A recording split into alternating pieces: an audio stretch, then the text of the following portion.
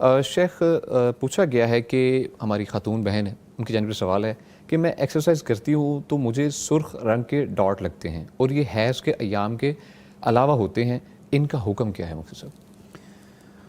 बिस्मिल्लाह वस्सलातु वस्सलामु अला रसूलिल्लाह।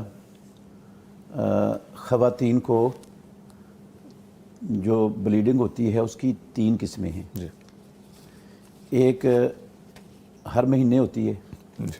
उसको माहवारी हमारी ज़ुबान में कहते हैं, हैज़ अरबी ज़ुबान में कहा जाता है। ठीक है।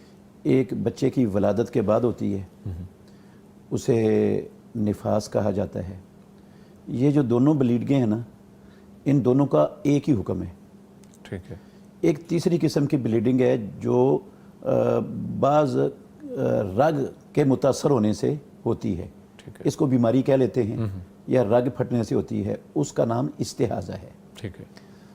तो जो हैज़ या निफास है उसमें तो खातून नमाज नहीं पढ़ सकती, जी बिल्कुल, रोज़ा नहीं रख सकती, बैतुल्लाह का तवाफ़ नहीं कर सकती, मस्जिद नहीं जा सकती, और ज़ौजैन इज़्दवाजी ताल्लुकात कायम नहीं कर सकती। ठीक है। ओके। जबकि जो इस्तिहाज़ा का खून है ना, उसका ये हुक्म नहीं है।